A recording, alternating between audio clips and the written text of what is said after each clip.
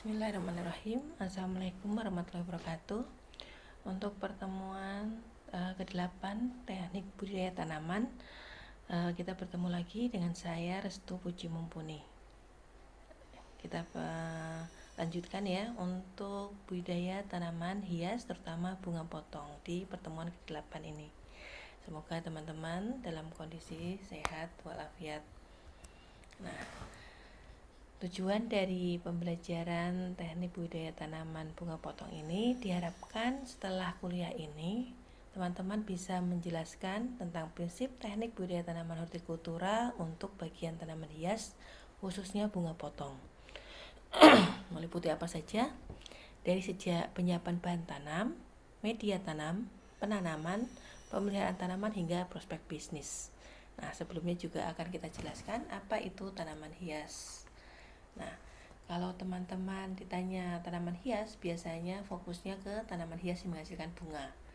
Nah, itu pengertian tanaman hias yang dulu. Sekarang, tanaman hias itu adalah segala jenis tanaman yang memiliki nilai hias. Nah, jadi tidak hanya bunga ya, mulai dari batang, daun, akar, kemudian yang memiliki aroma, itu memiliki nilai hias.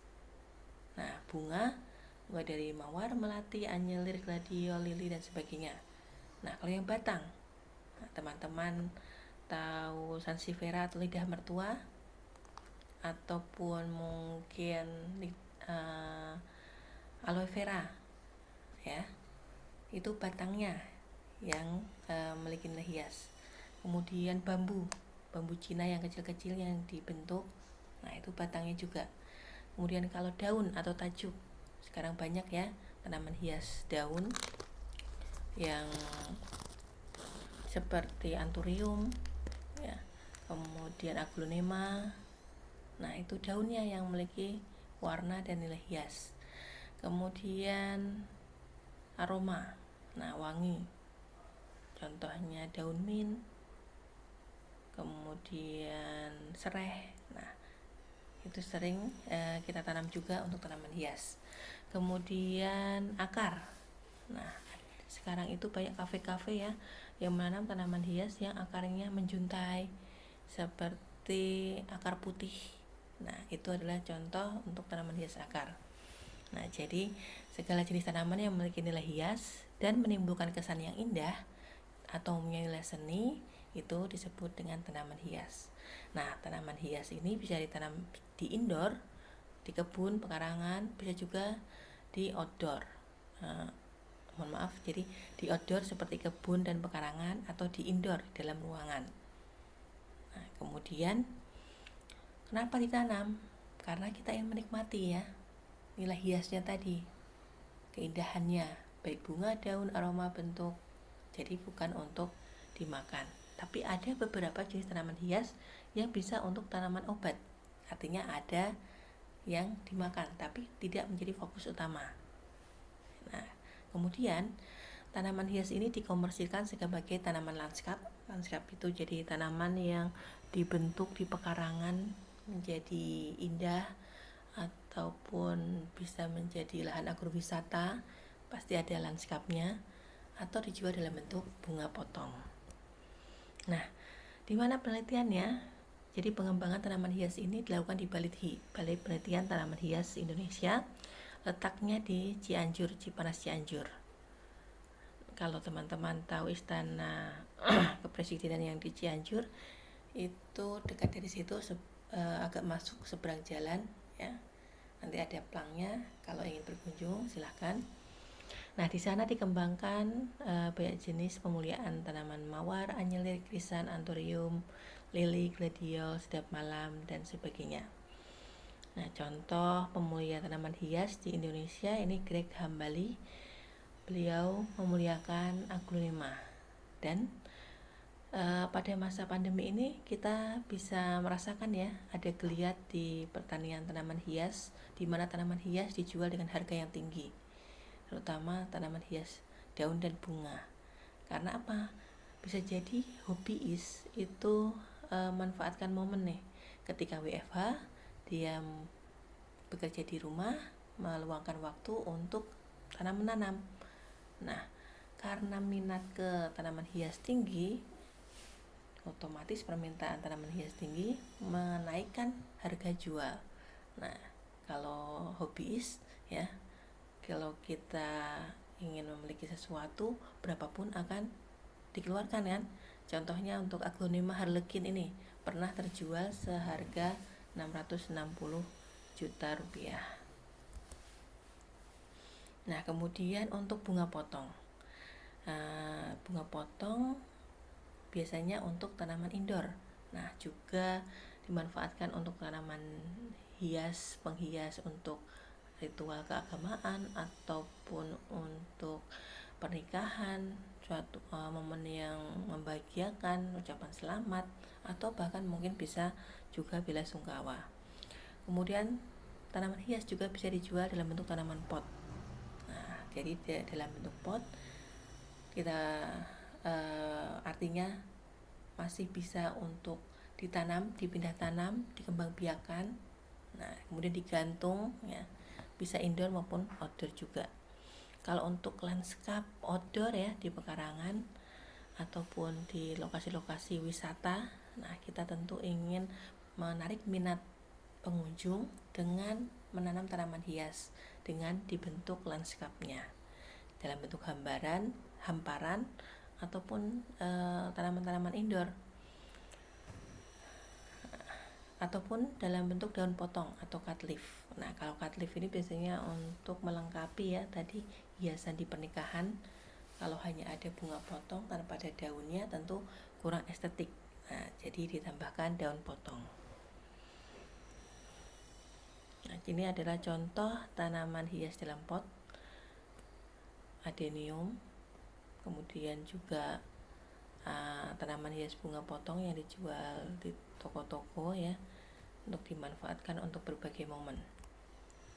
Nah, kalau teman-teman pernah ke Taman Bunga Nusantara, di sana teman-teman bisa dengan jelas ya melihat lanskap tanaman hias baik bunga maupun daun yang dibentuk secara topiari. Topiari seperti bunga merak ini adalah topiari tanaman hias. Kemudian di belakangnya dibuat hamparan lanskap seperti ekor merak, berbagai jenis tanaman bunga. Nah, daun potong untuk melengkapi tadi tanaman hias bunga. Nah, biasanya sering dijadikan tanaman daun potong itu monstera, yang sering bilang janda bolong. Nah, kadang sering digunakan untuk daun potong atau cut leaf, kemudian paku-pakuan. Bagaimana karakteristik produk dari tanaman hias ini? Nah, jadi karena memiliki nilai hias, tentu produknya estetik, kemudian merupakan salah satu produk seni. Ada juga yang berfungsi sebagai obat, contohnya nih daun mangkokan, kemudian kumis kucing, aloe vera tadi ya. Jadi bisa digunakan sebagai tanaman hias, tapi juga bisa berfungsi sebagai obat. Kemudian keragaman jenis penampilan dan fisik. Nah, satu jenis mawar itu kan punya berbagai warna, bentuk, ukuran, itu mawar saja. Kemudian gerbera, adenium itu juga punya sekali berbagai jenis karakteristik. Nah, artinya di sini kita bisa manfaatkan nilai hias atau nilai seninya, baik bunga, tekstur, warna maupun nantinya penampilan. Kemudian teknik budidaya. Nah, untuk tanaman hias karena nilainya tinggi, kita harus mengusahakan supaya daun dan bunganya tetap cantik. Otomatis dalam teknik budidaya ini lebih intensif. Kadang kita harus sungkup dengan plastik, tanam di greenhouse, maupun ketika penyiraman pun tidak boleh salah ya, atau vertigasi. Vertigasi itu adalah penyiraman plus pupuk, bisa pupuk daun ya, yang disemprotkan ke bagian daun dan bunga. Nah, ini contohnya berbagai bentuk penampilan dari bunga anyelir. Jadi punya berbagai macam variasi warna, krisan ya. Ada yang putih, kuning, oranye, merah, kombinasi. Kemudian adenium berbagai warna. Nah, para peneliti tanaman hias ini memuliakan dalam bentuk mencari bentuk atau warna baru yang menarik ketika ditanam nanti. Nah, itulah fungsi pemulihan tanaman. Kita ingin mendapatkan berbagai bentuk, warna, penampilan yang lain dari yang lain, sehingga akan meningkatkan nilai jual dari tanaman hias. Nah, kemudian bunga potong. Nah, ada yang menyampaikan kalau bunga potong ini hanya bunganya saja. Tapi kalau yang sekarang mulai dari daun, bunga, batang bisa dimanfaatkan. Nah, contohnya Indonesia sendiri masih mengimpor beberapa tanaman yang sebenarnya memiliki potensi untuk bisa hidup di Indonesia. Tapi karena tanaman tersebut memang cocoknya di subtropis, jadi kita harus modifikasi lingkungan tumbuhnya ketika kita ingin tanam di Indonesia. Kemudian contoh yang paling banyak spesiesnya di Indonesia adalah anggrek. Nah, anggrek ini spesiesnya banyak di Indonesia, tapi belum terlalu banyak dikembangkan. Jadi nilai ekspor kita mungkin tinggi, tapi impor anggrek kita lebih tinggi lagi. Nah, jadi potensi tersebut ya sebaiknya harus kita gali dan kembangkan. Nah, tadi sudah kita sampaikan ya manfaat tanaman hias ini untuk ritual keagamaan, apakah bunga tabur ataupun penghias di acara pernikahan, kemudian ucapan terima kasih, kemudian ucapan rasa cinta, ataupun dekorasi ruangan, bahkan bisa menjadi ungkapan ucapan bela sungkawa. Nah, bagaimana produksi bunga potong di Indonesia? Dapat dilihat pada tabel, ada 9 jenis tanaman bunga potong utama di Indonesia dilihat dari produksinya. Nah, dari tangkainya pertama krisan, mawar, sedap malam, gerbera, anggrek, anthurium bunga, gladiol, anyelir, dan heliconia. Dan memang masih 3 besar ya dari diagram pie. Krisan 50-an%, mawar 24%, sedap malam 14%, dan yang lainnya di bawah 3%. Untuk nilai ekspor sendiri kita masih agak kurang ya, karena impor kita 2 kali lipat nilai ekspor. Terutama dapat dilihat nih, anggrek kita ekspornya 37.799 tangkai, tapi impor kita 174 ribuan, jadi bisa 5-6 kali lipat, padahal kita punya potensi 5.000 spesies tadi. Maka dari sini jelas ya peran kita supaya untuk lebih menggali, membudidayakan tanaman anggrek kita. Untuk krisan kita ekspor lumayan, tapi masih ada impornya sedikit.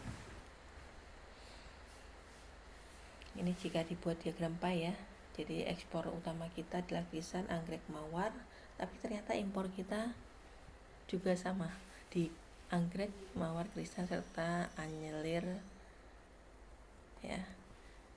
Nah, tadi kita harus membuat modifikasi penanaman tanaman hias.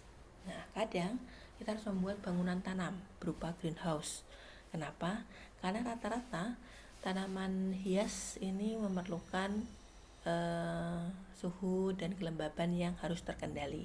Apalagi kalau asal dari tanaman tersebut daerah subtropis. Nah, jadi ketika kita tanam di daerah tropis, kadang pencahayaan itu harus lebih banyak, jadi panjang cahayanya lebih panjang, lebih lama, tapi suhunya lebih rendah. Nah, jadi jika kita ingin mendapatkan kualitas bunga yang baik ya, naungan diperlukan. Kemudian juga curah hujan di Indonesia ini sangat tinggi, jadi kita ingin mengendalikan OPT-nya dengan cara menanamnya di dalam greenhouse, sehingga curah hujan yang tinggi tersebut tidak merusak tanaman hias kita. Kemudian kita ingin mengatur agroklimat seperti kelembaban, kemudian suhu, agar sesuai untuk penanaman tanaman hias dari daerah subtropis tadi. Nah, contohnya untuk bunga krisan, ini diharapkan suhunya 20-26 derajat Celcius, minimum 17, maksimum 30 derajat. Nah, kemudian kenapa suhu udara ini penting ya, karena kita ingin mendapatkan bunga atau tunas bunga yang baru. Kemudian kelembabannya 70-80%. Nah, di Indonesia sendiri lama penyinaran di Indonesia hanya sekitar 12 jam. Sedangkan krisan memerlukan lama penyinaran 14-16 jam sehari. Artinya harus ditambahkan penyinaran buatan. Nah, penyinaran buatan ini bisa dalam bentuk lampu pijar ataupun lampu TL dengan cahaya minimal 40-70 lux. Nah, kemudian jika bunga ingin mekar secara serempak, kita tutup pada malam hari. Jadi penutupan tanaman dengan plastik hitam ini untuk merangsang mekarnya bunga secara serempak. Jadi tidak boleh ada pencahayaan untuk menginisiasi pembungaan. Selanjutnya media tanam. Nah, media tanam ini adalah tempat tanaman hidup, di mana akar nantinya akan mengambil unsur hara serta menopang tumbuhnya tajuk dan bunga. Maka kita harus memilih formulasi media tanam yang cocok. Nah, kenapa tadi ya kita menopang atau support fisik terhadap tanaman, mensuplai oksigen, air, nutrisi, dan sebaiknya cukup berat untuk mempertahankan agar pot tetap tegak. Nah, media tanam idealnya dipengaruhi oleh beberapa hal, mulai dari jenis, spesies, varietas tanaman. Nah, kita orientasinya apa nih? Tanaman hias daun, bunga, batang, atau akar. Nanti akan mempengaruhi media tanamnya. Kemudian ukuran wadah tanam. Ukuran wadah tanam ini sebaiknya bisa menopang selama hidup tanaman hias. Jika memang nih tanaman hias tersebut sampai 6 bulan, maka wadah tanam kita buat yang agak lebih besar untuk menopang 6 bulan hidup tanaman tersebut. Kemudian jangan lupa pemeliharaan lingkungan, mulai dari penyiraman atau irigasi, kemudian salinitas air. Salinitas air itu kadar garam. Nah, kadang kalau di daerah pesisir ya airnya sedikit asin, nah nanti akan mempengaruhi tanaman. Kemudian cahaya dan suhu, karena perlu naungan, jadi sebaiknya tidak terkena sinar matahari langsung untuk beberapa jenis tanaman yang asal subtropis. Kalau tanaman tropis seperti mawar melati tidak masalah ya terkena sinar matahari langsung. Kemudian karakteristik dan lokasi pasar. Nah, kita ingin menjual, konsumennya yang tertarik pada apa nih? Tanaman hias daun atau bunga? Nah, artinya kita sesuaikan dengan pasar. Kemudian harga jual tanaman hias kita harus bisa mendukung kita pembelian media tanamnya. Nah, jadi ketersediaan dan harga komponen media tanam harus kita perhatikan. Nah, media yang baik ini sebaiknya selain tadi bisa menopang hidup tanaman, nah sebaiknya juga memiliki ruang pori yang besar atau di sini gembur. Kenapa? Karena dengan ruang pori yang cukup untuk tumbuhnya akar, tentunya akar akan lebih mudah menyerap air, nutrisi maupun oksigen dari dalam tanah. Nah, jadi seimbang ya. Seimbang antara ketersediaan air, oksigen maupun nutrisi untuk tanaman kita. Nah, komponen media tanamnya ada yang dari bahan organik, ada yang anorganik. Kalau organik artinya bisa daur ulang ya, seperti pit itu humus ataupun dari gambut ataupun bahan organik yang sudah dikomposisikan. Kalau pine bark itu jadi kulit kayu pinus atau serbu gergaji. Kalau sphagnum moss ini paku-pakuan yang sudah kering. Kemudian hardwood bark ini kulit kayu yang keras ataupun pupuk kandang. Nah, kalau yang anorganik ini biasanya untuk media tanam yang tidak dapat diperbaharui ya, tapi bisa beberapa kali digunakan, seperti polyphenic foam dan polystyrene foam itu gabus ya, gabus polyphenol dan polystyren. Perlit, vermiculite, rock wool, calcium clay ini biasanya untuk tanaman-tanaman hidroponik ya, jadi bisa menopang ataupun menggantikan fungsi tanah. Nah, untuk budidaya tanaman hias kita sediakan bahan tanam bisa dalam bentuk generatif atau biji atau secara vegetatif. Nah, rata-rata lebih cenderung ya kita gunakan cara vegetatif karena rata-rata tanaman hias itu bisa di stek, baik stek daun, stek batang maupun stek akar. Nah, setelah bahan tanam sudah kita sediakan, media tanam kita pilih yang gembur, kemudian tanam, pelihara mulai dari air, pupuk, hama penyakit kita jaga, baru setelah itu panen dan pasca panen. Nah, dalam budidaya tanaman untuk tanaman-tanaman tropis, nah kita bisa saja langsung di luar ya atau outdoor. Tapi untuk tanaman-tanaman yang asal subtropik itu biasanya harus ditanam di dalam greenhouse karena kita ingin tadi ya mengkondisikan lingkungan sesuai untuk tanaman subtropis tadi. Nah, contohnya ini krisan. Nah, kalau untuk mawar bisa ya langsung di bawah teras pada saat nyetek, jadi di bawah naungan. Kalau dari biji untuk beberapa tanaman di dalam tray semai, nah jangan lupa disiram maupun dikendalikan hama penyakitnya. Nah, untuk panen bunga potong, kalau kita orientasinya bunga, untuk tidak melukai batangnya, jadi kita gunakan gunting stek ataupun gunting biasa. Nah, dalam pemanenan kita tentukan tingkat kematangan optimal dari tiap jenis bunga. Nah, biasanya bunga dipanen tidak terlalu muda ya, kemudian juga tidak terlalu tua, karena biasanya kalau terlalu tua fase life atau masa hidup tanaman tersebut pendek. Dan kita pilih pagi hari supaya respirasi rendah, panen lebih aman menggunakan gunting ataupun gunting stek serta pisau yang tajam. Nah, kemudian sebaiknya tidak diletakkan di atas tanah supaya tidak terkontaminasi karena juga nanti akan pengaruh ke fase life. Nah, faktor apa saja yang mempengaruhi kesegaran bunga? Pertama, kemekaran. Nah, biasanya kita kan kirim bunga potong tersebut dalam jarak tertentu.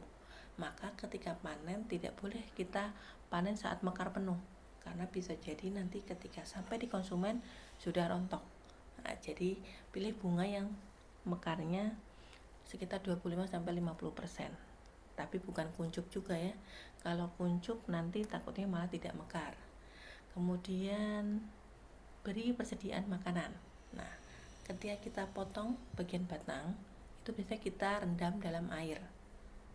Nah, jadi perendaman air itu karena tanaman yang kita potong tersebut masih melakukan pernafasan atau respirasi untuk mempertahankan bunganya supaya mekar tadi. Jadi dia perlu air. Nah, dalam air tersebut kadang kita tambahkan gula karena masih butuh karbohidrat untuk respirasi. Nah, jadi dicelupkan dalam air ditambah gula. Kemudian cara panen. Nah, tadi ya, panen yang menggunakan tangan biasanya pelukaannya menjadi tidak teratur. Nah, itu akan pengaruh ke fase life atau masa hidup bunga tersebut. Jadi sebaiknya menggunakan gunting. Kemudian suhu. Nah, suhu rendah sebaiknya saat panen ya, maka pagi hari supaya respirasi juga rendah. Kemudian suplai air tadi ya. Jadi kita tambahkan air pada tangkai. Untuk penyakit tanaman, nah tadi tidak boleh kita letakkan langsung di tanah, nantinya justru terjadi kondensasi air nih pada bunga maupun daun, bisa mengundang penyakit sehingga merusak tanaman. Nah, saat panen tentu kita lakukan pengumpulan bunga. Nah, kemudian diangkut ke gudang untuk disortasi, dipisahkan yang sesuai grade atau permintaan konsumen. Nah, jadi dipisahkan sesuai ukuran, bentuk, warna, kemudian diikat. Nah, pembungkusan bisa menggunakan plastik ataupun per mahkota bunga menggunakan kertas. Kemudian tangkainya direndam dengan larutan gula 6%. 6% ini artinya dalam 100 ml air ada 6 gram gula. Kemudian disimpan dan di packing. Siap dikirim. Nah, contohnya ya. Nah, di sini ada yang per mahkota bunga diberi kertas ini supaya tidak saling menumpuk karena ditutup pakai kain. Kemudian kalau tidak menggunakan kertas, bisa dalam setiap apa ini namanya ya, tempat ember. Nah, di situ per berapa puluh tangkai. Kemudian kalau digunakan kertas biasanya per 10 sampai 15 tangkai. Ada juga yang bahkan per tangkai dibungkus daun. Dibungkus kertas maksud saya. Nah, ini terakhir nih. Kadang ada bunga-bunga yang sudah dimuliakan tapi tidak mencapai warna yang kita inginkan. Contohnya sedap malam. Nah, pada gambar di bawah ya, itu ada tanaman sedap malam. Biasanya bunganya berwarna putih. Nah, belum ada variasi warna pada bunga sedap malam. Tapi kita ingin mendapatkan variasi warna nih, maka kita bisa melakukan pewarnaan bunga secara sintetik ya, menggunakan pewarna makanan. Jadi kita tahu tadi tangkai bunga masih melakukan respirasi, dia menyerap air ya ketika kita celupkan dalam air. Nah, kalau dalam air tersebut kita tambahkan pewarna, otomatis warna tersebut akan terserap juga ke dalam bunga. Nah, jadi pewarnaan bunga ini juga membuktikan bahwa bunga masih melakukan pernapasan atau respirasi walaupun kita sudah potong tangkainya. Nah, respirasi ini kita manfaatkan untuk mewarnai bunga-bunga yang tadi. Contohnya sedap malam hanya punya warna putih, kita ingin dia berwarna biru. Nah, pewarna makanan kan ada yang warna biru, merah, oranye. Nah, teman-teman bisa nih menguji cobakan. Contohnya bunga mawar putih dicelupkan dalam larutan pewarna makanan warna merah. Nah, lama-kelamaan biasanya butuh sekitar 24 jam ataupun 2 kali 24 jam atau 1 sampai 2 hari sampai seluruh mahkota bunganya sudah terwarnai oleh pewarna makanan. Nah, di sini artinya walaupun teman-teman punya mawar putih, tapi bisa mendapatkan berbagai warna lain dengan cara mencelupkannya dengan pewarna makanan. Nah, bisa dicoba di rumah ya, pewarnaan bunga ini. Nah, biasanya berapa yang kita gunakan, cukup mungkin dalam satu gelas ini 7 sampai 8 tetes pewarna makanan. Nah, nanti kita bisa mendapatkan berbagai warna sesuai dengan pewarna makanan yang kita gunakan. Ya, ini terakhir ya dari budaya tanaman bunga potong. Terima kasih, selamat belajar. Wassalamualaikum warahmatullahi wabarakatuh.